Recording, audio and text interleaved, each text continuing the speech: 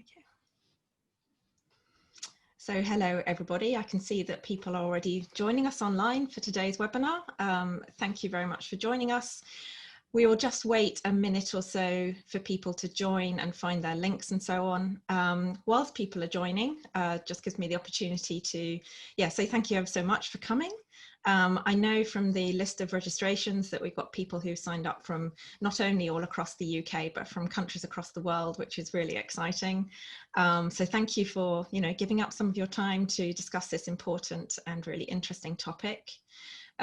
It wouldn't be British of me not to mention the weather. It's very hot here at the moment, unseasonably hot in September. So a special thank you for taking some time inside and not enjoying the sun. Thank you too for those who submitted questions beforehand. It's really great to see that there is so much interest in this topic. We will be, as it's been sort of advertised, this is a discussion. So it's very much around the dialogue and the discussion that goes on here. I'll explain a little bit more about the structure of today's meeting, so once people have had the chance to join, and I'll introduce ourselves formally. I can see that people are still joining, so I'll just give a few more moments for that. Anyone who hasn't used Zoom before, you will see that there are a number of functions along the bottom of your screen. You should see that there's both a chat box and a Q&A box, and I'll explain how we'll be using those in just a moment. But other than that, then yes, I said I'll just give a few more moments and then I will formally start the webinar. Lovely. Okay, so I can see that we now have a nice number of people here. So welcome to today's BNA webinar. BNA is the British Neuroscience Association, for anyone who doesn't know us. We're very excited to be holding this webinar on the industry and academia working together. So just a few kind of housekeeping things to start with. As I said, you have got the chat box and the Q&A. The chat is really if you've got any kind of comments, if you just want to say hello, if you just want to say thank you, or anything else, if you've got any kind of technical issues or you want to know about where the recording will be. So any of those kind of questions, do put them into the chat box. If you have questions which are specifically on the topic and for the speakers, then please put them in the Q&A. The Q&A is where we will go to take questions from the audience. We have got an upvoting function on the Q&A box. So if you see a question that you particularly want answered, then do vote that, and then we can see which people most want to be answered. You can also make yourself anonymous in the Q&A. So if you don't want your name to be read out, then please select the anonymous box. As you'll have seen from the joining instructions, we have got a code of conduct. So anybody who is misusing the chat or the Q&A will be removed from the meeting, just to remind you of that. And I can also remind you that today's meeting will be recorded and it will be available afterwards for people who have to leave halfway. We know that a lot of people are still working from home at the moment, if you've got a postie at the door or anything, but just to remind you that we will be recording today's discussion. So the outline of today's webinar, we are going to start off with a very brief introduction about the BNA and our initiative on building bridges between, from Sophie. And we are then going to have a discussion between Tom Otis and Mene Pangalos, and that will last for about 30 minutes. We're then going to open up to question and answer with yourselves. And we are very keen, I said, the emphasis on today is about dialogue and discussion. So we definitely want to allow time for that. So Mene will have to leave at about 11 o'clock. So formally the webinar will finish at around 11. But Tom, myself and Sophie will be online for a little bit longer. So if you want to carry on with some informal discussion, we shall carry on at that point. So at this point, I'm just going to open up some slides. So we're going to talk just a few moments about the British Neuroscience Association and the initiative that we have here today. So if I can hand over to Sophie and your slides. Good morning. Let me just share my screen. I think Mene is having technical issues, just to flag that to the other panelists while I'm talking. If you could see if you can sort that. That would be great. So here we go. See if I'm going to have technical issues now. Okay. Okay, here we go. So yes, good morning, and I concur. Thank you for joining us on what is a very nice sunny day today.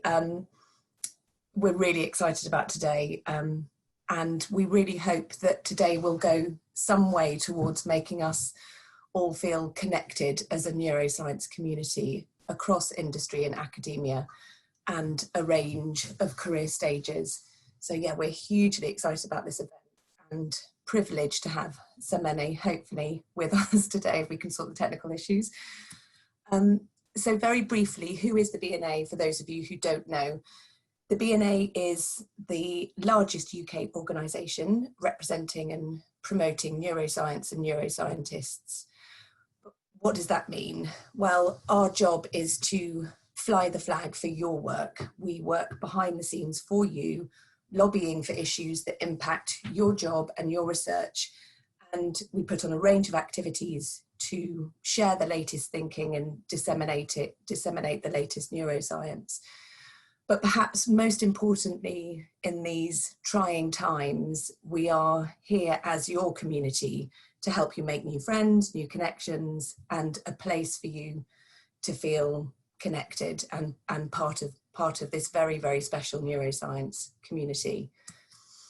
Our members really are the beating heart of our organisation. So please do get in touch with us and let us know how we can support you. Because that's our job, that's what we're here to do. It's probably worth noting, because I know there's been quite a lot of interest in it, especially from some industry contacts, that we have this newly devised education programme. It was recently repurposed for the brave homeschooling contingent as an online webinar, and we really hope that we'll be able to deliver some work for our children and young people to ignite that interest in neuroscience in schools. So again, please do let us know if you'd like to get involved with that. And just a little overview, obviously we'll be discussing what this is today with Tom and Mene and Anne, but we have this initiative building bridges between industry and academia. And what is it? Why do we want to do this? Well, this work came directly out of an identified need to be more truly representative of our community and to build in more industry-focused activities into our membership, into the BNA's offer. And how are we going to do this?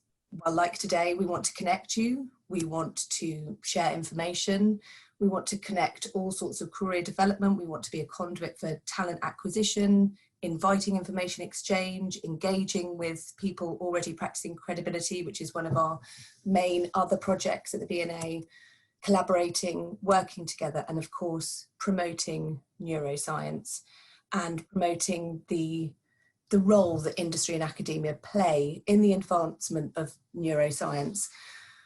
I think it's almost would be remiss of me not to worth noting the Herculean efforts of the scientific community in response to the pandemic.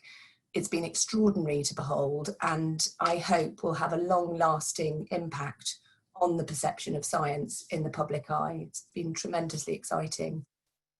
And finally, but most importantly, thank yous. I mean, we really, really wouldn't be able to do this work without this collection of fantastic brains behind these organisations, notably for supporting the BNA through a major strategic step change, not only financially, but having the foresight to encourage and enable ambitious forward thinking. Hugely grateful to Gary Wilson for his foresight.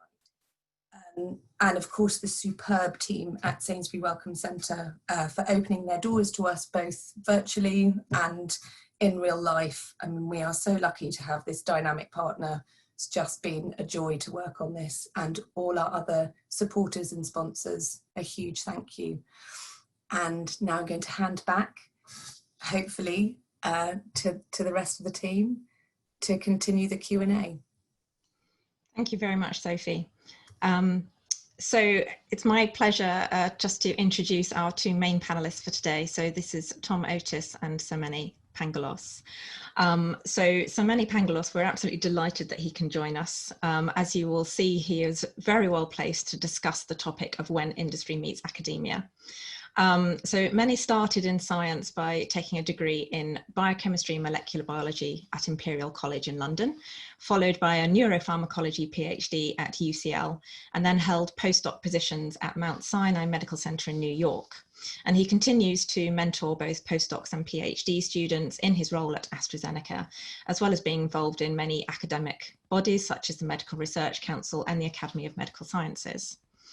However, his career has been mainly within the commercial sector, working for companies including Wyeth and GSK, or GlaxoSmithKline.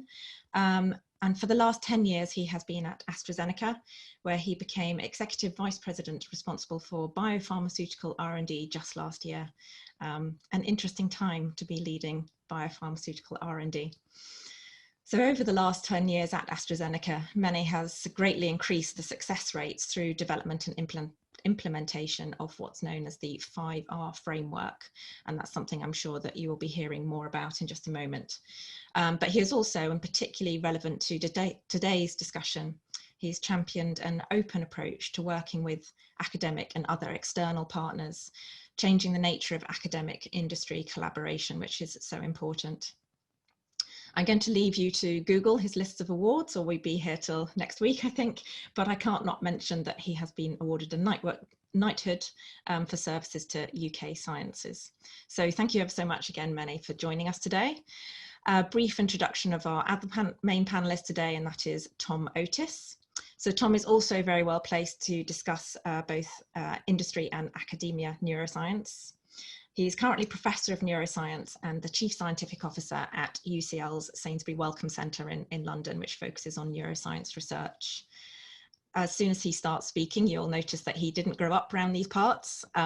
He undertook his first degrees, BSc, MSc, and a PhD in neuroscience at Stanford University in the US, and then went on to hold a number of academic positions, including chair of the Department of Neurobiology at the University of California, also in the US. He then, and this is where the industry side comes in, took the opportunity to work for Roche pharmaceutical company, where he led a team of scientists conducting early stage drug development in neurodevelopmental disorders and psychiatry. And then he moved to the UK in 2017 to take on his role at the Sainsbury Wellcome Centre. So, as I said, two people very well placed to talk about the collaboration between industry and academia. As Sophie has described, this is a very important area, perhaps more important than ever at the times that we're living in now. So without further ado, I am going to hand over to Tom and Mene to discuss a number of questions. And then after about half an hour or so, I will step back in and we can take some questions from the audience. So Tom, over to you.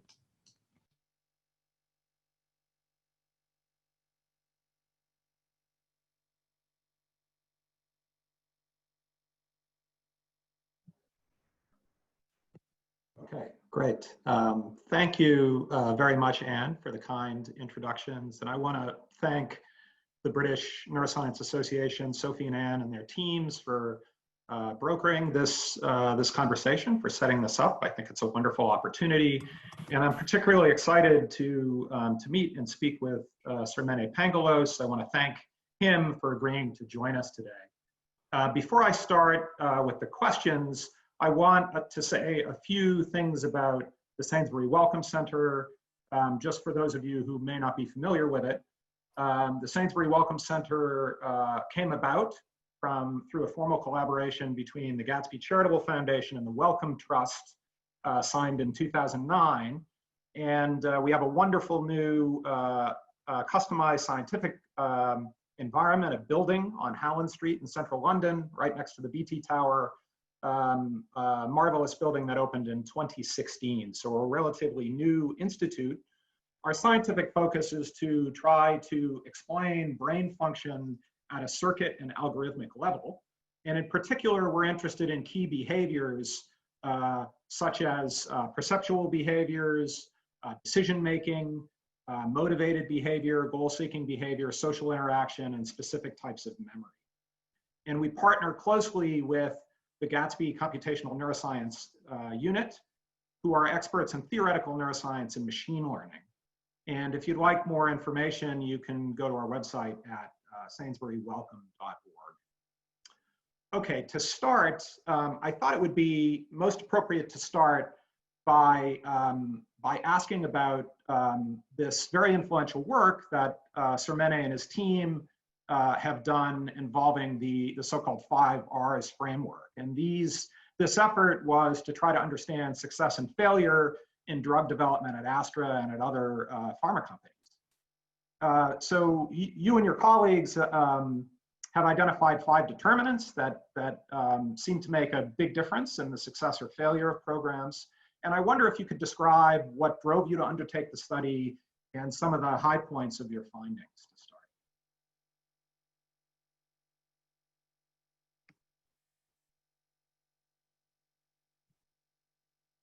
Yeah, sorry, I'm just getting unmuted by the host. Thanks, and please just call me. So Mene's lovely, but Mene is even nicer. So first of all, thank you for having me. It's a pleasure to have you, and I actually can't believe that I've been at AstraZeneca for 10 years, having spent my life backwards and forwards across the Atlantic. But it's been very nice to be back in the UK, and it's been very nice to actually be with the company for a sufficiently long period of time to actually see the beginnings of the results of kind of the strategy that we've built over the past decade. And the reason we did the work when I first joined the company was because we were spending about $5 billion a year on R&D, and the R&D organization was viewed as being reasonably successful, but when you actually measured it by the number of drugs that it was getting approved by regulators, we were spending $5 billion a year with 0 output. And so clearly the things that we were measuring and rewarding our scientists for were not the right things. So without wanting to do a piece of work that was going to be punishing people, but was really done in the spirit of learning about how to get better. And this probably, to AstraZeneca, to be fair, I think many companies have struggled with productivity. Industry still struggles with productivity. We can talk about that through the course of the day. We wanted to try and understand what was it about the $5 billion you were spending a year and doing it for 5 years without a single medicine coming out. What was involved in our decision making? How did we go about making decisions? How did we transition projects from research to early development to late stage development? And what was the reason why drugs were failing or molecules were failing in the clinic? And could we, as a consequence of understanding that, set up some principles that would hopefully improve our ability to make good decisions and hopefully improve our success rates? So our success rate actually was around 3 to 4% from 2005 to 2010. We looked at many hundreds of projects. And the summary of that work was that we were generally making poor decisions in terms of how to move programs forwards and the evidence that we had to move programs forwards. And as a consequence of that, there were 5 key themes that came out that we felt that if we could improve in terms of our understanding of the drug discovery program, we would improve the chance of being able to move things from beginning to end and hopefully launch differentiated and successful medicines. And when I go through they're bleedingly obvious, in all honesty, right? And you say, goodness, and doesn't everybody do that? And you'll be amazed that the answer to that question is still no. So the first of the 5 R's was, how well do you understand the biology of the pathway that you're trying to work on? We can talk about the challenges of doing that in neuroscience, which I think is hugely challenging, particularly in some areas of neuroscience. But just how well do you understand the biology? Is it genetically validated in humans, in animals? Do you understand the pathways? Do you understand the swings and roundabouts of the pathways, the potential caveats, and what do you do to constantly try and disprove as well as prove your scientific hypothesis? And the more you encourage your scientists to challenge that hypothesis, the more likely you are to understand the biology of complex diseases and therefore make good decisions about what target you pick, because the most important decision we make is actually what targets we work on, what pathways we work on. Doesn't matter how good our molecules are, if the target or the pathway are wrong, you're not going to get a medicine at the end of it. The second of the 5 R's was right tissue. I still remember vividly the first few project meetings I went to as a neuroscientist, and I've been working in neuroscience for decades before I became head of research and development at AstraZeneca, asking the question, when we had a molecule in the clinic and it failed in phase 1 or phase 2, did we engage the target in the organ that we were trying to engage it in? So particularly as a neuroscientist, did the drug get into the brain? So I remember a couple of schizophrenia programs where I was saying, well, did we get receptor, do you know what the receptor occupancy in the brain was? Do you get 80% inhibit? And I just had blank looks on the face of the team where basically we would get failures in the clinic and we would have no idea whether we were blocking the receptor or inhibiting the enzyme or activating the pathway in the way that we wanted to get biological activity. And so right tissue was around being able to demonstrate both preclinically and clinically the level of target engagement that you need to be able to demonstrate that the hypothesis that you're testing is valid or invalid in the clinic ultimately. So we have to be able to demonstrate proof of mechanism in the clinic when we move our molecules forwards. Third one was right safety. Because our scientists at the time were rewarded for, particularly in research, the numbers of candidates they were generating. One, they were very good at generating backup candidates. So backups to backups to backups, and every one of them was a tick in the research box. And we showed actually that the backup number 6 was no more successful than molecule number 1 or 2. So it wasn't actually improving our success rates. But more importantly, that our scientists were very good at finding ways of getting around their safety signals, particularly because they weren't measuring tissue or target engagement. And so we're able to basically just ignore the safety by lowering the dose that they were ultimately going to test in the clinic, which then meant they weren't testing the hypothesis because the drug wasn't getting to the receptor that you wanted and blocking sufficiently.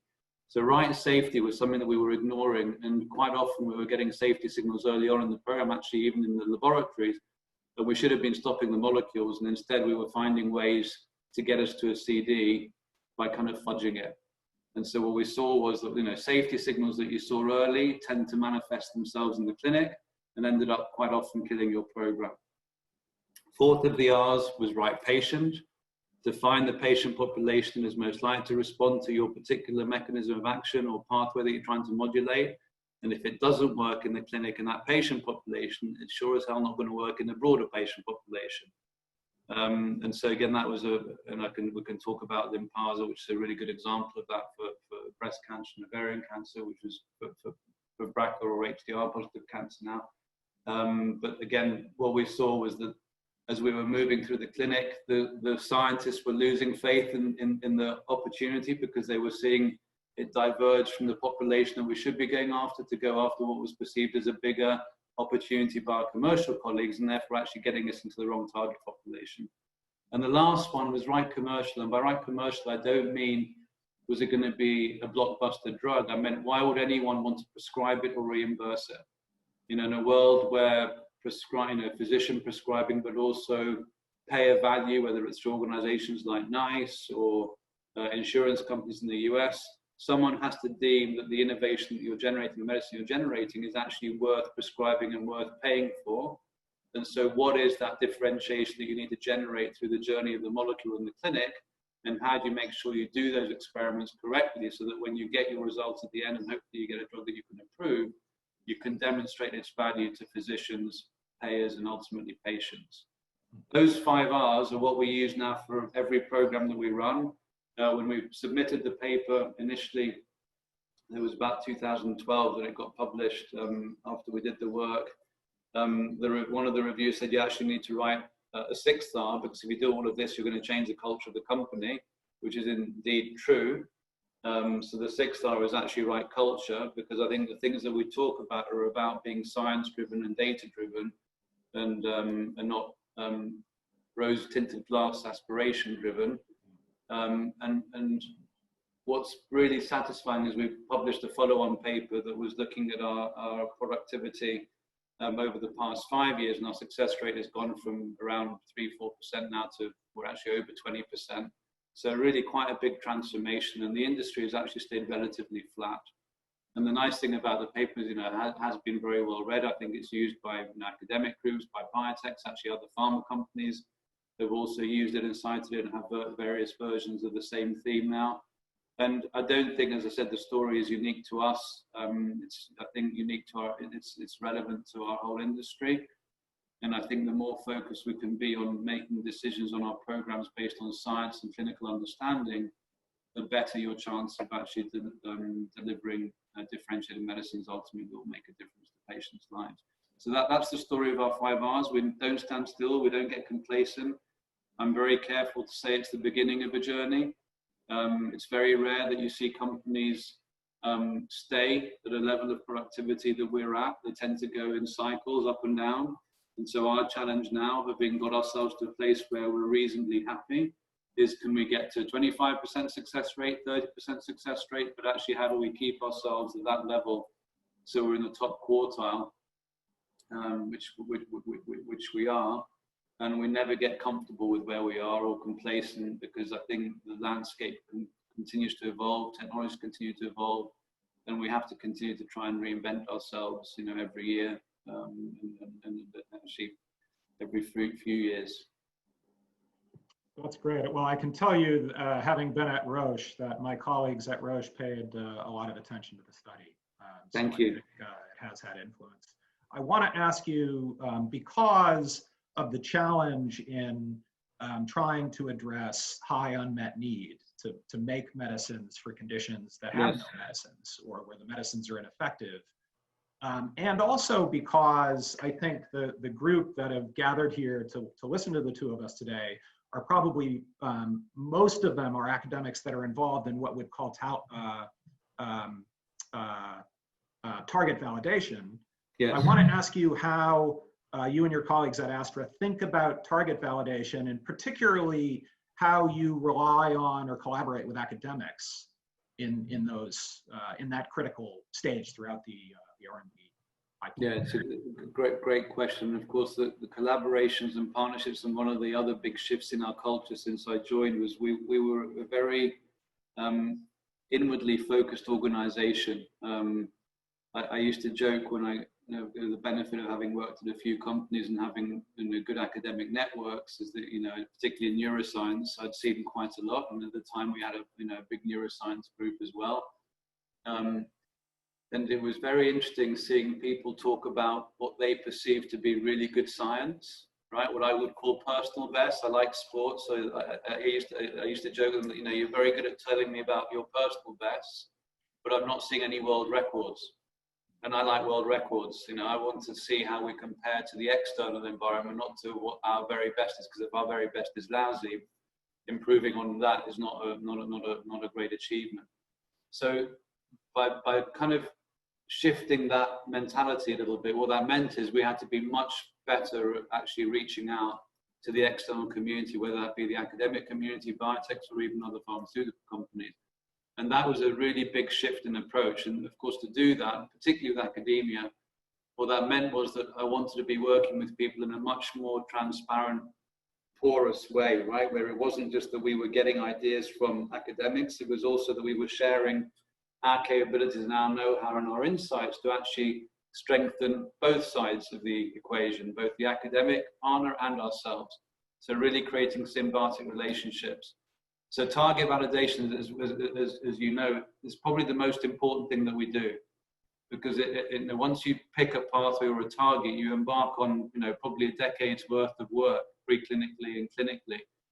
And so it's actually critically important to do that well. And of course, with the advent of new technologies, like CRISPR and the ability to edit genes now in a much more rapid way, create genetically modified animals, we're able to do target validation, preclinically a little bit more easy. We're also able to use now more relevant in vitro and in vivo models that we think probably mimic and reflect the disease state more than we used to be able to do. But working with academic groups, I think one of the challenges, many academics will work on an area for life, and it's their area, right? And if I've worked on beta amyloid and tau and Alzheimer's disease and many other neurodegenerative diseases, and of course, for those people who work in that space, you'll know about the the pathology of it's got to be either beta amyloid, or it's got to be tau, or it's got to be something else. And of course, people are very wedded and stuck to their hypothesis. They build their whole careers trying to constantly prove that hypothesis.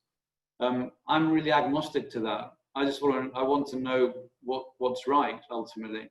And so we have to try and move away from biases, the inherent biases that we have in it's got to be this pathway or that pathway, to really trying to constantly prove and disprove. And the disprove bit is incredibly important by constantly generating data that not just supports but also challenges the hypothesis. So we understand where the weak links are, and if we can pull them out enough, we can actually say, you know what, this probably isn't right, we should stop and move on to something else. And being able to do that with academic partners is actually hugely important. And of course that, can be challenging sometimes, because, often they'll want to continue and we'll want to stop. But ultimately the benefit we have in companies like ours and Roche and others is that we work across an array of programs, right? And we're the best one in the world, as I said previously, success rates are low. So we're quite used to stopping and starting things.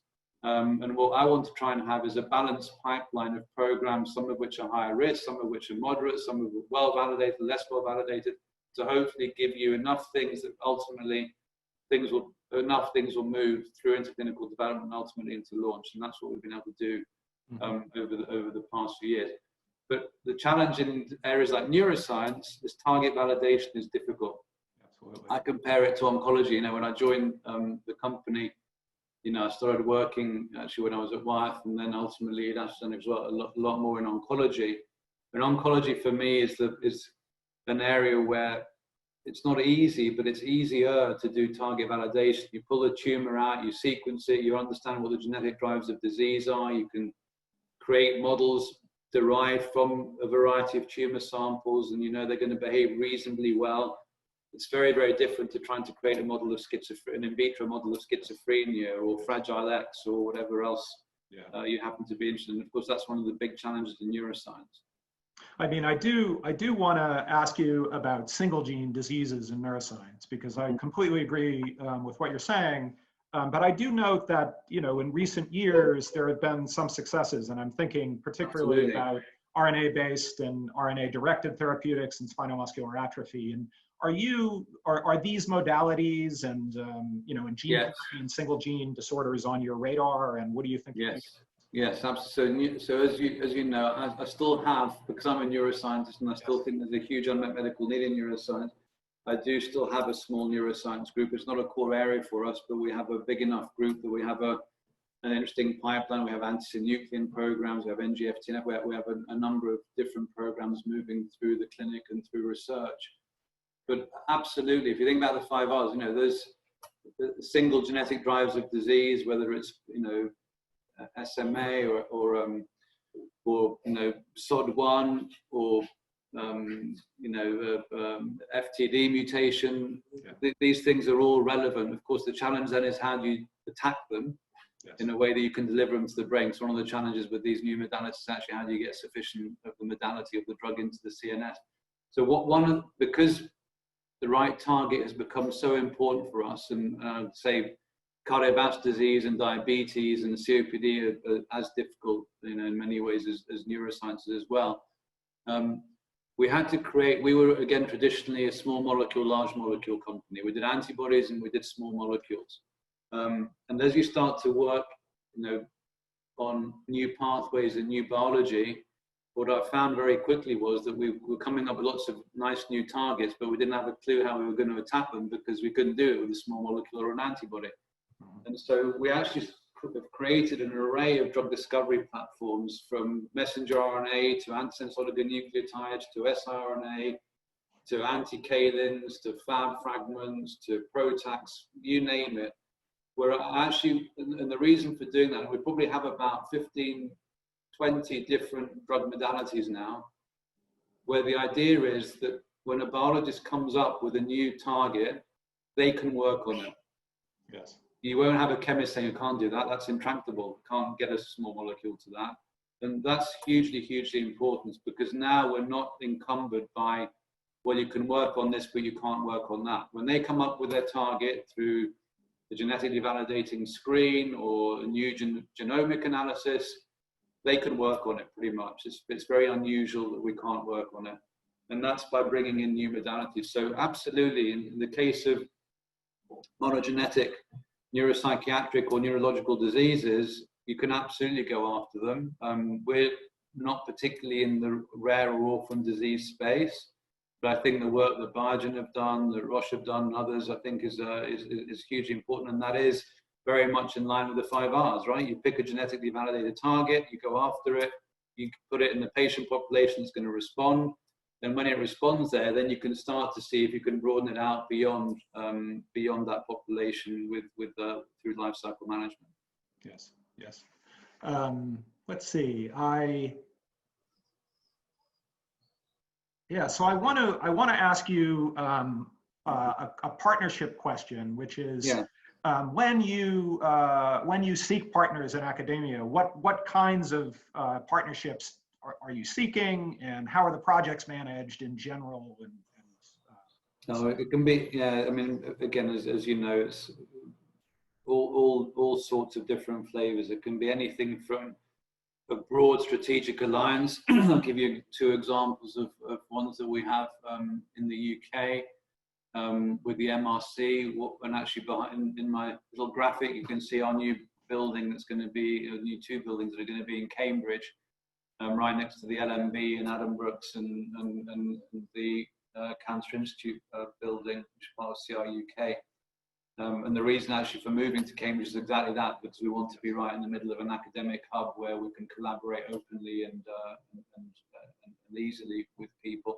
And actually the building is going to be, anyone will be able to come into the building and out of the building. So it's really going to be a very porous, see-through building almost, where people can see us working, and hopefully inviting and opening us up even more for collaboration. But as an example, so when we moved to Cambridge, we wanted to work with the best academic institutions, and obviously we're right next to the Laboratories for Molecular Biology, which is one of the premier institutions in the world in terms of basic research and innovation.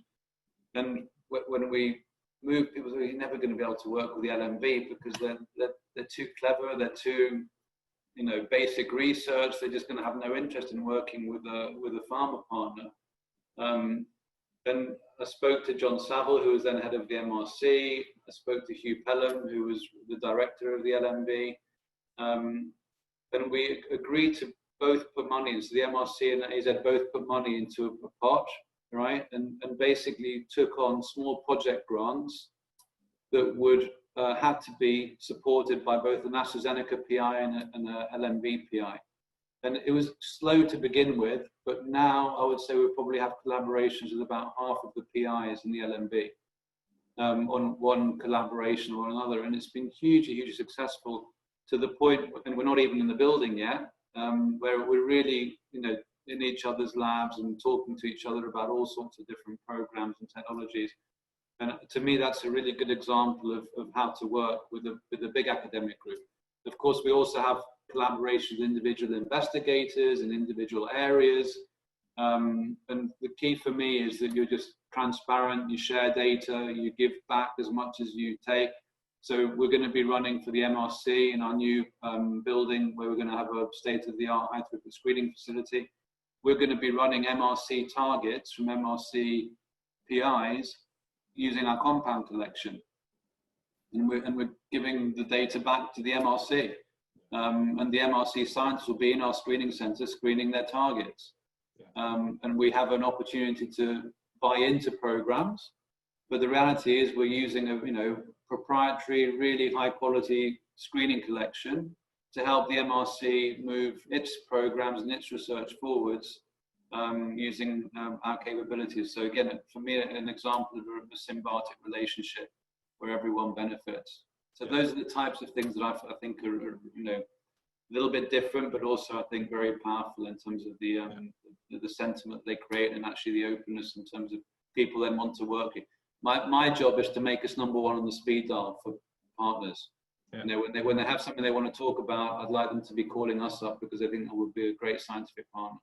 Absolutely. And we're all very much aware right now of the partnership that you have with the Oxford University Biology Lab too, which we all have our fingers crossed about, I can say. You and me both. You and me both. I'm mindful of time and getting to all the questions, but I do want to ask you a question that we've seen in questions that actually have come into the BNA even prior to today from PhD students. Many PhD students are very interested in moving from academia into industry, and there were many questions around how they could be engaged during their PhD. I mean, you mentioned if they're at the right institution, this is possible, presumably, but are there PhD students who train in your labs at Astra? Oh yeah, absolutely. So we have a lot of case award students. We have PhD programs with a variety of institutions around the world, actually, where we're supporting PhD students, and they come and work in our laboratories, and they go backwards and forwards in their academic PI and our lab. We also have a very significant postdoc program. We have around 150 postdocs that are fully funded by us. And every one of those postdocs also has to have an academic partner, and they rotate, in and out. They're on a 2 to 3 year program, and we don't recruit them all. We recruit a small percentage of them, but actually, what we're trying to do is give them a good applied training, and so then they can go and work in biotech or back in academia or other pharma companies. They almost all invariably get really good jobs at the end of it. And it's a huge success program. One of the big shifts for us is our willingness to publish, right? The postdoc programs and the PhD programs have actually been part of that. But when I joined again in 2010, we published one high impact paper with an organization that was twice the size. We're publishing about 80 Nature, Science, Cell papers every year, which is actually comparable to Roche. Yes. So and it's been a big shift. And of course, when you start to publish high impact papers and high quality papers, academics then also start to read your work and they want to work with you, as do then postdocs and PhD students. So it's all about how do you increase the scientific reputation, the scientific credibility of your organization in the areas that you work in, to make it easier for you to collaborate with the very best people around the world. Yeah. And postdocs and students are absolutely part of that. So we have graduate programs, postdoc programs, and postdoc programs that are in all of our Sweden, UK, and US sites. Yeah, I couldn't agree more. Early career researchers, I think, are the binding agents and conduits of creativity between academic labs, but also in this case between academia and industry. It's a real opportunity because they tend to be more fearless, perhaps less staid, exactly, in their ways and in their thinking. So and all the programs that we have with them, every one of the projects they work on, and we peer review them. So in other words, it's a competition to get a postdoc or a PhD student. So we have it's almost like being writing for a small grant. People have to apply for them, and we have a committee like you have on MRC that reviews the proposals, and the top 20% get funded, and then they go and apply and recruit their students. Every one of those programs has to be publishable. I don't have any of them working on bona fide drug discovery programs where someone can say, well, we can't publish because it's a molecule or something that has to be protected by IP. So they really apply their basic or applied research that can ultimately help inform us about things or help guide us or create new areas of opportunity for us, but they're all things that we have to publish because publishing obviously is the lifeblood of people early on in their careers, and so it's incredibly important. Yeah, and I was, I would say Roche had a very similar approach, and I think it was surprising to me that really the kind of sensitive intellectual property, if you will, was around libraries and around molecules that might enter the clinic. But the target validation stuff, you want for that to be widely disseminated, right? You actually want to make the case that a target is worth studying. Or not, it's both, right? You want to know, it's proving or disproving, and the more you put it out there, the easier it is to generate data from multiple labs. There's nothing that gives you more confidence when people are able to repeat your data. Yeah. Well, I think we will be joined now by Anne. There is Anne. And because I'm conscious of the time, and I know we probably have many, many, many questions. So we do indeed. It has just been pointed out to me that I haven't said who I am. So yes. I should just say I am the Chief Executive of the BNA. I'm not just a random person on the screen. So apologies for not actually saying that earlier. Thank you both for that wonderful discussion. Really, really interesting topics that you covered. We have got a lot of questions. We will cover as many as possible. So if it's okay with the two of you, I will start choosing some of those and putting them to both of you. Please feel free to comment from both your perspectives. Yes. So without further ado, I'm going to go for one from Giovanna Lally. So good, it's up here twice. So really interesting discussion. According to your experience, what would be the key points to consider for a successful academic industry collaboration and the things to avoid for both sides? And there is another question further down, which is very similar, but also particularly wants to know about the ECR point of view, from the early career researcher point of view. What are critical aspects you see should be focused on for maximum beneficiary outcomes for collaborations between industry and academia? So if I could ask you to comment on that, please. Yeah, so from my perspective, it's a trusting, high quality, high caliber relationship where you're sharing data and it's really proactive. It's not like, again, if I think about what collaborations used to be like when I started my career, it was, you give someone, $100,000 and then you get some results in 3 years' time. And, if it didn't work, never mind, but thank you very much. For me, our collaborations now need to be dynamic. And by dynamic, I mean really regular interactions, not even one thing. When new data comes out, you're on top of it with the academic partner, talking about it and plotting and planning the next experiments. So really symbiotic, proactive relationships where you're in the moment and you almost feel like you're part of each other's labs. That would be my advice for how you build a successful academic pharma partnership. Yeah, and I think not being afraid, as you mentioned, Mene, in killer questions. And validating questions are very, very important, because you don't want to spend 10 years working on something that is going to be a dead end. There's nothing, I mean, it's such a good point, and it's so difficult to do, right? Because when you start a program with someone and it's on a certain target or pathway, and it's a 3-year collaboration, and in 6 months' time you've done something that's basic, so actually this probably isn't going to work, or this probably isn't the right target or pathway, it's very easy for people to want to continue.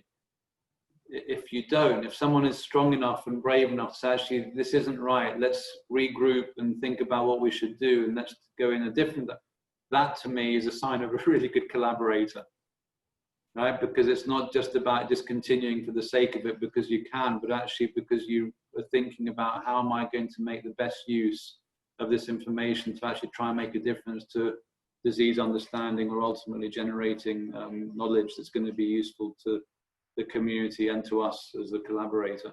So keeping those end goals very much in sight. Yeah. Very important. Thank you. I'm also going to wrap a few questions together here. There's definitely interest in specifically around neuroscience and neurological diseases. So great success at AstraZeneca with the 5 Rs. However, progress in drugs for neurological diseases is still challenging.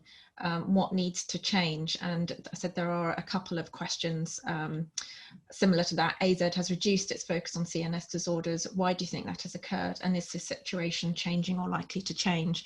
So generally interest in what's happening in CNS and neuroscience in particular. Yeah, so I cut my cloth working, as I said, in neurology and psychiatry when I started my pharma career in the UK and then in the US. And when we were at AZ, the reason we cut neuroscience is because one of the other things that I think is incredibly important is that you can't do everything well. And when we looked at the areas where we were strong scientifically, and I mean strong now when you're comparing yourself to world record setting, not personal bests, were the cardiovascular renal metabolic space, oncology, and respiratory and immunology. And neuroscience, whilst we were, we had Seroquel, we'd actually spent an awful lot of money and done very, very little in terms of output. So it wasn't, when you were sort of comparing about what are the areas where you want to spend and invest because you think you can compete, neuroscience wasn't one of those areas, unfortunately. Now, that doesn't mean that neuroscience isn't an important area or that other companies can't be successful in neuroscience. It just meant that we thought we could be more successful in other areas where there was still unmet medical need and an important innovation to do. Now, as a neuroscientist, that's incredibly difficult, right? Because I love neuroscience and I think it's hugely interesting and the unmet medical need is absolutely enormous. You know, I was really hopeful of the base programs. You know, we had a partnership with, a really good BACE inhibitor. It was partnered with Lilly. It was a really good molecule that really lowered, you know, A beta levels, and we, you know, if that had worked, we might be in neuroscience now. We might be growing neuroscience, but it bombed out in a very expensive phase 3 program that was, you know, partnered. But it highlighted to me again the challenges, which is true of any area. But you know, for me, you'd ask me would I do BACE again? I probably would, right? It's genetically validated as far as you can genetically validate something. You know, people may or may not believe in the amyloid hypothesis, but and actually I believe in it less now, given the results we have with BACE, even though Lilly are moving their A beta antibody through to regulatory filing now in the US. But it highlights the challenge. If I was to work in neuroscience, I'd be working in the areas that Tom was talking about, those monogenetic neurological or neuropsychiatric disorders where you know that there's a causation by a single gene.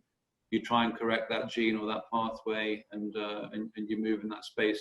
For us, it's just a matter of, you know, we've got so many programs now across the other areas. It's very difficult for us to broaden right now into other areas beyond what we're doing already. So that's the only reason why we're not in neuroscience. We just have a lot in the other spaces, and there's still very high medical need in those as well. I noted in the 2018 update to your 5Rs framework that one of the main areas of attrition in terms of target class was GPCRs and ion channels, which must have been particularly painful for you. It was particularly painful. That's exactly true. And you know, it's interesting that, I mean, look, they still make up the majority of drugs today, right? So it's a target class that's incredibly important, but for neurological and neuropsychiatric indication. The challenge I find in neuroscience, particularly in the areas that have been successful historically, the antidepressant space, the neuropsych, schizophrenia, bipolar, it all tends to be in the same target class. As you know, it's dopamine antagonists, it's serotonin modulation, and it's very interesting because we had a program that was called AZD6775, which was an NMDA antagonist for treatment-resistant depression. And we ran 2 phase 2 studies, one highly positive, one highly negative. Now, and this is of course the challenge in something like treatment-resistant depression. As you know, you have to run an awful lot of studies to get a sufficient number of positive studies because of the way the studies are run. Now, J&J have got a very similar molecule, it's a ketamine analog, that has read out positive and is going to hopefully be an important innovation for treatment-resistant depression. It would be, apologies for the background noise, just give me 1 second.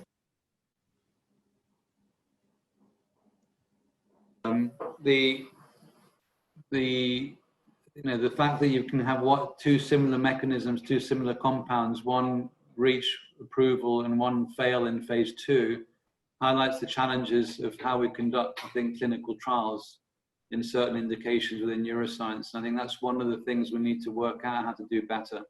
How do you improve placebo responder rates? How do you improve the types of subjective signals that we get in our diseases that we measure? These are difficult. In cancer, you measure tumor size. Yeah. It's a very objective response. In cardiovascular disease, you measure a CV event. It's a very objective response. Yeah. In schizophrenia, you've got a scale that's incredibly subjective. And so these, I think, are some of the challenges that we face in neurological and neuropsychiatric indications where we don't have such objective endpoints, which make the noise much greater in what are very large and expensive studies. Yeah. And I would add that while we understand, we're beginning to really understand the complex genetic architecture of many psychiatric and neurological diseases, it is complex. And we have some quite exquisite understanding of certain targets like ion channels and GPCRs, but that's not the same as understanding a disease and being able to target a therapy. And this is incredibly hard in psychiatry. I mean, we just don't have the level of understanding, and there are very few single gene psychiatric disorders. That's the challenge. That's the challenge. And of course, and of course, the challenge is there's still huge unmet medical need. You know, we've got very little that works on negative symptoms. We have very little. I mean, these diseases are highly heterogeneous, and of course, how you try and stratify them is hugely challenging. I'm going to dive in here because we've got 5 minutes left and some fantastic questions. So I'm going to try and pack another few before Mene has to go. So right at the top, there's a strong emphasis from UKRI, so the research councils, that doctoral training programs include case studentships or partnerships with industry. So the question is, how do industry view these and do you find them beneficial? And there's a kind of similar related question, what role can PhD students and early career researchers play in improving translation and cooperation between academia and industry? So I suppose, do you think these case studentships are helping in that? Yes, absolutely. Not, what does help? No, I think the answer is yes, and we've talked about it. I think early career positions, sandwich students, case award students. I was a case award student, and actually for me it was hugely important because it made me realise that I wanted to do applied research. And my PhD was in the neuropharmacology of Alzheimer's disease, but I was sponsored by Merck, right? We were in Harlow at the time, and so I spent some time in the labs in Harlow at the Merck laboratories, and it made me realise that I really enjoyed the fact that they were taking basic research and trying to create medicines from it. That's what gave me a buzz. And so that's what I wanted to do. So even though I went into academia for a period of time, I knew that from that experience that I wanted to ultimately be an industrial scientist. Mm-hmm. So I think it's hugely important. I think the other really important reason for having this symbiotic relationship with academia is it helps academians understand what applied research is like and some of the challenges we face in terms of experimental medicine and endpoints and differentiation. And, you know, it still surprises me how, you know, people will come up with a target or a molecule and say, look, this is going to be a drug, and they have absolutely no concept of what it really takes to develop a drug. And actually, we're even seeing it with a vaccine today, right? You know, with all the news and, you know, being in the goldfish bowl that we are, with everything being, very, very visible. These things, you know, people are surprised by an adverse event, right? We see adverse events all the time in our studies. This is part of drug development. Mm-hmm. And if we panicked every time we had one, we wouldn't have any medicines anywhere in the world. So these types of things, having people experience a little bit what research is like and development is like in industry, where we do it day in, day out, where success and failure is normal, where failure is normal, I think it only strengthens the quality of the academic research groups as well, and helps, you know, hopefully open eyes and doors in terms of, you know, how we make successful medicines ultimately that can have an impact on patients' lives. So basically, if you get the opportunity as a student to do it, then you should do it. I personally would, because I think it trains you in a slightly different way, mm-hmm. And it doesn't. I don't think it harms you in any way in terms of going back to academia if you want to have a very successful academic career either. So you touched on the vaccine there, and that's going to lead me nicely into the next question, which is actually looking at the experience, what's happening at the moment, and reflecting on CNS. So what can we learn from the rapid and focused Oxford-AZ COVID collaborative response in our collective efforts for CNS diseases therapeutics? So are there lessons that we should be learning now about how to do CNS diseases better? Look, so I think it's an unusual situation we find ourselves in right now with SARS-CoV-2 and COVID-19, and obviously we're all trying to get the world back to a semblance of normality.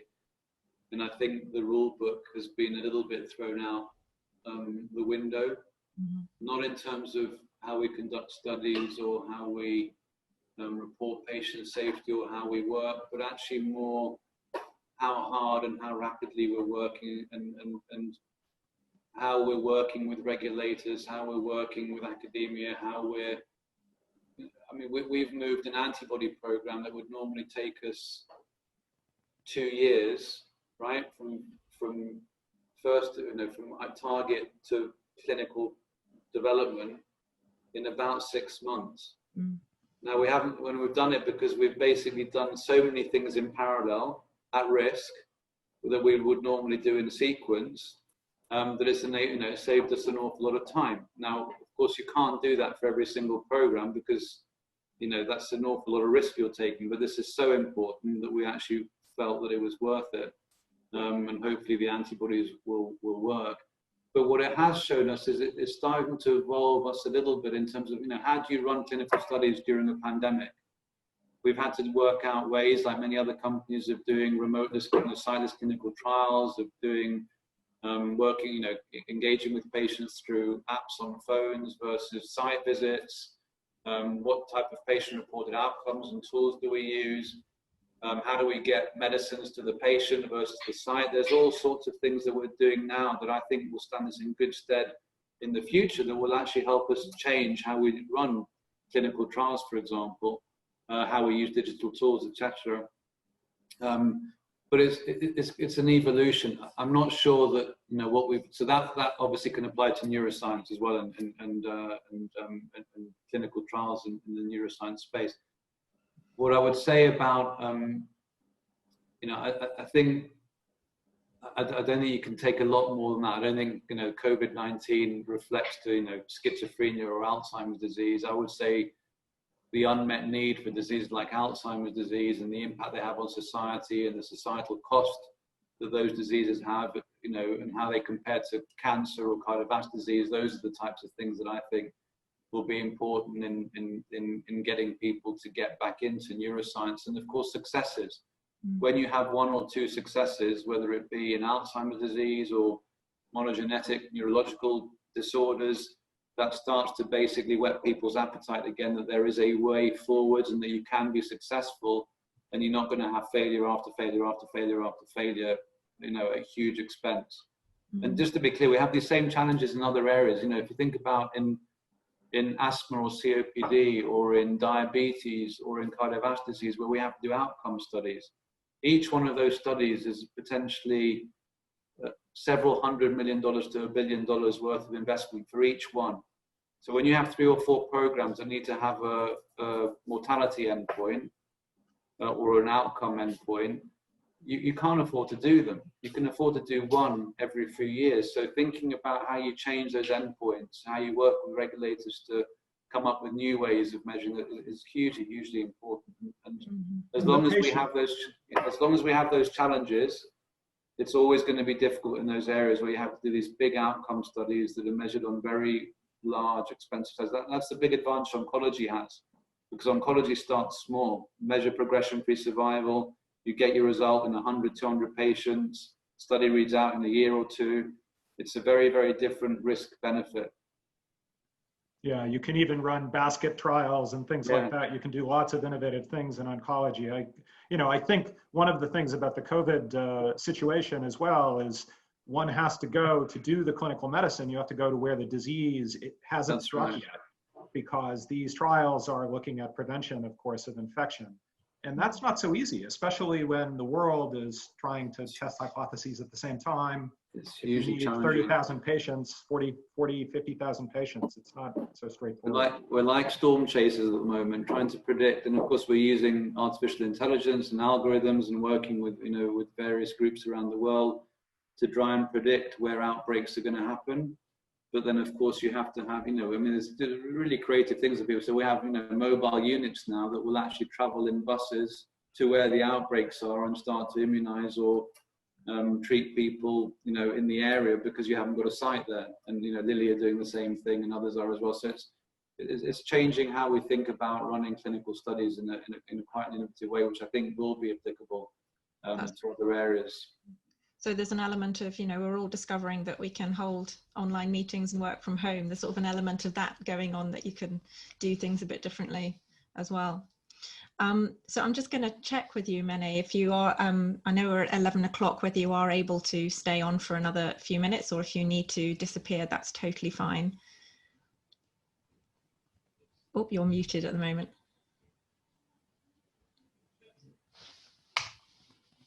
So let me just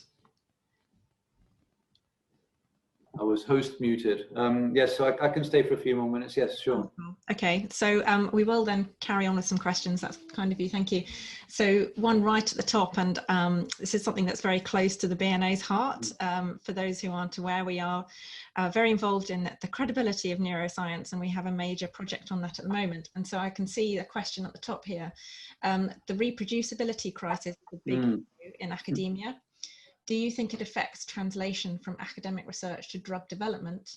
And what can academia learn from industry in this space? So a big question, but any question that would be very valuable. A great question. And as you know, several companies have published the challenges of reproducing people's data. And this is why it's so important to publish data. And as Tom was saying earlier, publishing your data then means that people can reproduce or not your experiments.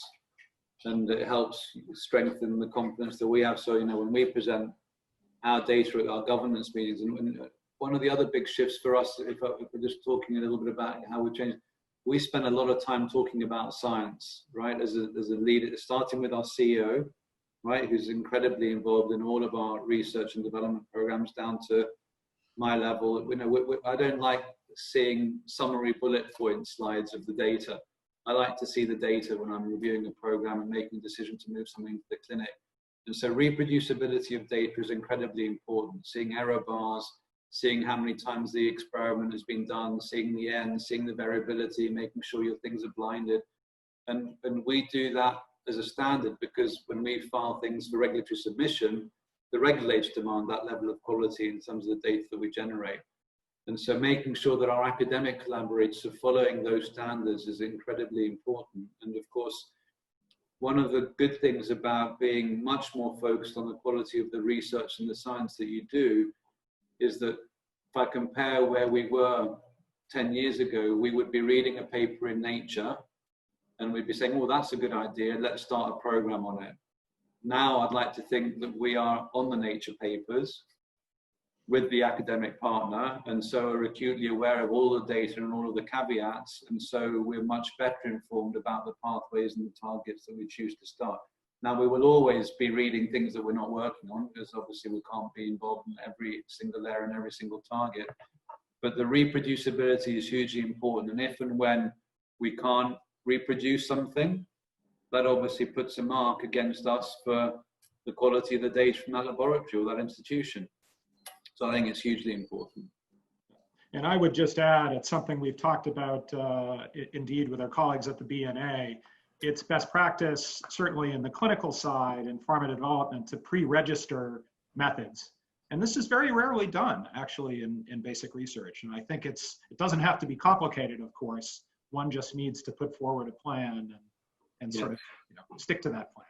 I mean, I'll give you an example of one of the things that we used to do versus what we do now. So we used to do what I call data dredging, which is the experiment would be run, the primary hypothesis would fail, and then they would find, by doing lots of multiple analyses, oh look, here's the positive result. It was, it was in this area or in this paper. And we don't let any of our teams do that anymore. Our teams have to predefine what good looks like before they get the answer, right? And we actually come to our governance meetings and say, and this is true whether you're running a preclinical experiment or a clinical experiment. We're running an experiment. This is the effect size we're expecting to see. This is the patient population we're expecting to respond. These are the A's we're expecting to see. And if we get past this level, we're going. And if we don't, we're stopping. And there's normally a little lambda zone somewhere in the middle where you have to look at secondary endpoints that are predefined. And by doing that, you have to answer the exam question before you get the results. It's a huge cultural shift. Because if you don't do that, teams are brilliant at it. They'll data dredge until they find something that's got a p of less than 0.05. But as you know, with multiple testing, you're very likely to find a signal somewhere if you do enough data dredging. So hugely important to predefine what good looks like before you get the results. And I think that's important whether you're in the preclinical setting or the clinical setting. Some really valuable advice there, I think, from both of you. So open data, pre-registration, knowing what good looks like, and not doing data dredging. I think definitely academia has things to learn on all those fronts. And you do data dredging, but you do it in a way where you've actually said what you're going to do before you do it, right? because it gives you confidence that actually this is my hypothesis I'm going to test, and these are the things I want to look at. And then you look at the answers, and if they're all negative, you don't then go for another round of, I mean, you will, but it obviously makes you question the validity of your data. Yeah.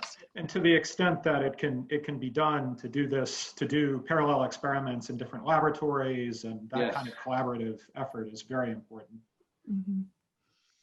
I'm going to take a question here about the scope for the space for innovation within industry. So Avastin was based on the weekend job of a Roche scientist that nobody in Roche believed in the begging. I can't comment on that. I don't know what the story is there.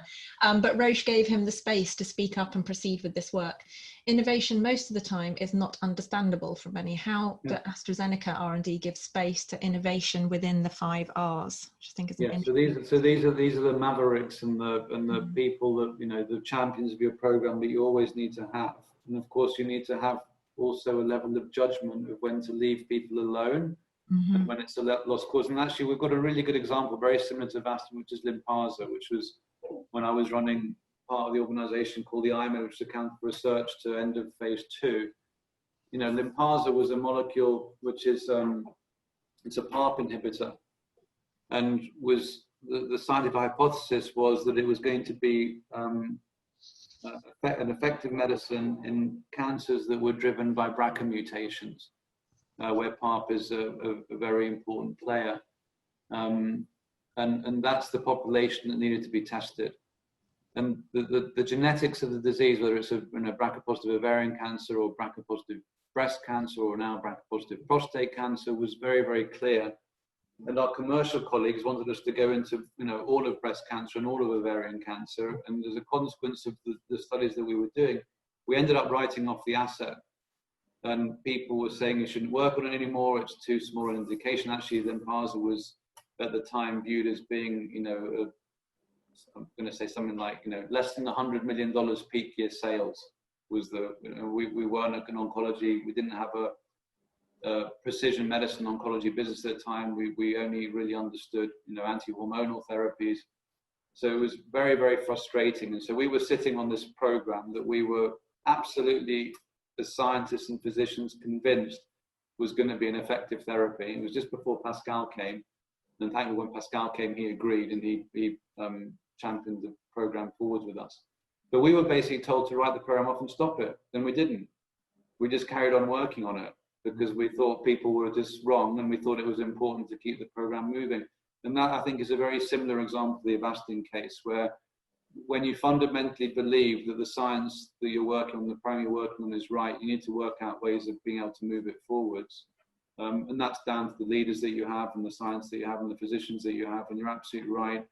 Innovation comes from many different places. And whilst you try and put structures in place and guidance in place, that's all it ever is, it's guidance, right? What you're trying to do is over the 100 and 150 programs that you're running in a company, you're improving your chances of the casino, right? You're hoping to hit, you know, if you're betting on black, you're hoping to hit black a few more times. And we're talking about increments here. If I can improve my success rates from 4 to 20%, from 20 to 25%, the savings that you make in terms of inefficiency are massive, right? Because we're spending $6 billion a year in R&D, right? So it's a huge, every improvement, every percentage point of improvement, everything you do to try and stack the deck a little bit more in your favor is what helps you. And of course, you're going to have to challenge and fight and scream and kick sometimes when you feel that the program needs to carry on moving forward. NF1 is another, you know, our MEK inhibitor, which is now an NF1, which is a relatively small children, benign tumor in children. You know, that drug was originally developed for lung cancer. It was stopped, but we managed to find an opportunity for it that's going to be, you know, incredibly important for children and patients who suffer from the disease, and create some value for the company ultimately. So it's not about giving up and just stopping. It's about making sense. This is all about just sensible decision making and informed decision making and getting outside views and ultimately trying to balance your risk a little bit. And I suspect that the kind of development of personalized medicine, I'm thinking about molecular phenotyping of tumors and so on, that, you know, is wind in the sails for that kind of thinking.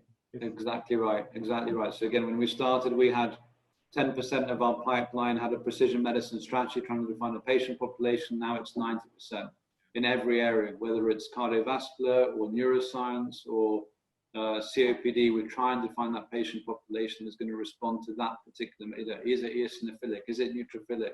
Is it someone that's got high FeNO? Is it someone that's a certain inflammatory marker in cardiovascular disease? We're trying to find that patient population and do the experiments to help us strengthen that patient stratification as we go through research and development. So reflecting back on your earlier points, when you're in industry, you're sort of have to be more used to stopping projects, but you need to know when not to stop them as well. So it's making that fun to increase your chances at the casino. Yeah, tough calls. So we have taken another 15 minutes of your time, so I'm hugely grateful for that. My pleasure. I am going to kind of start to wind things up here, but I'm just going to bring Sophie back on screen. If you could stay with us just a minute or two, Mene, and then we can thank you and bring everything to a close. That would be wonderful. So Sophie. So thank you so much for a truly dynamic and illuminating Q&A. That was an amazing morning. Thank you so much, Mene. Thank you, Anne. Obviously, I'm having tech issues now. And also for all of us managing those little tech issues that we're all getting used to. I'm amazed that there weren't any pets on screen this time.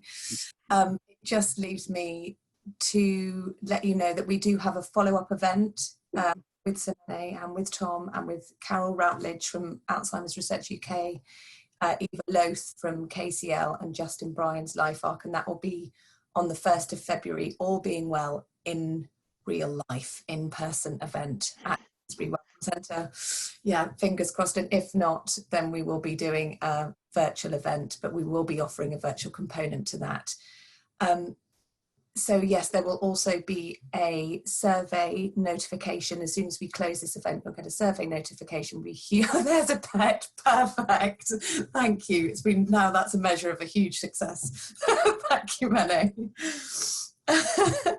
There will be, yes, a notification of a survey at the end of the webinar. And if you could take a moment just to share your thoughts, because we can continue the conversation with you. And that's it. Thank you so much. Go and take a break. Enjoy the sun if you have it. And thank you again to Mene. Thank you. Thank you very much, everyone. Thank you for the appearance of the dog. I think that was really perfection. It was a great pleasure, and it was wonderful to meet you, Mene. Thank you, Tom. And thank you, Mene. And thank you, everyone, for coming. Hopefully we will meet you again online or even in person. Thank you.